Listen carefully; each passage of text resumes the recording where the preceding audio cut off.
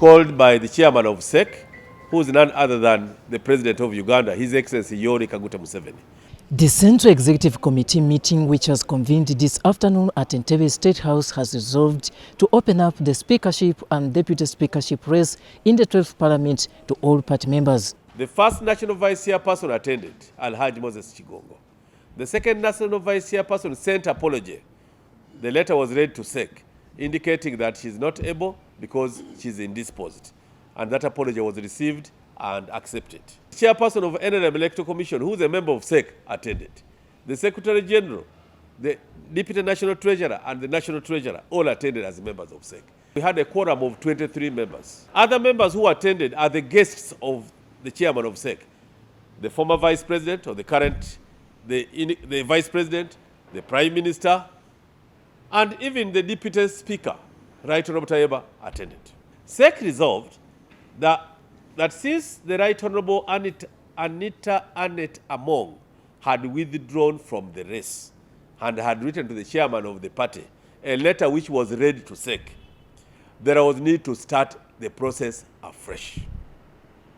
So CEC rescinded its earlier decision, its earlier recommendation of Right Honorable Anita Among and Right Honorable Tayebwa. According to the NRM Electoral Commission Chairperson, Dr. Tanga, Odoi, this exercise will conclude on Saturday, 23rd May 2026, and will be welcoming all party members. That means Honorable Tayebwa is free to apply because he has not expressed unwillingness to continue.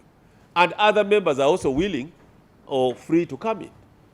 The Right Honorable Minister Both, and others who are interested, so long as they are NRM and they are members of the 12th Parliament. From today up to 7, expression of interest starts. Tomorrow at 8, we shall be here to receive any of them who comes, up to 3 p.m. We shall then compile the list and present the detailed list of their CVs to CEC on Sunday. The do's and the don'ts have been also decided in the Central Executive Committee meeting held on the Friday of the 22nd May 2026. No candidate is allowed to campaign. No candidate is allowed to bribe voters. No candidate is allowed to even collect a meeting of NRM MPs anywhere. And once we get that candidate or that aspirant, that is for automatic disqualification.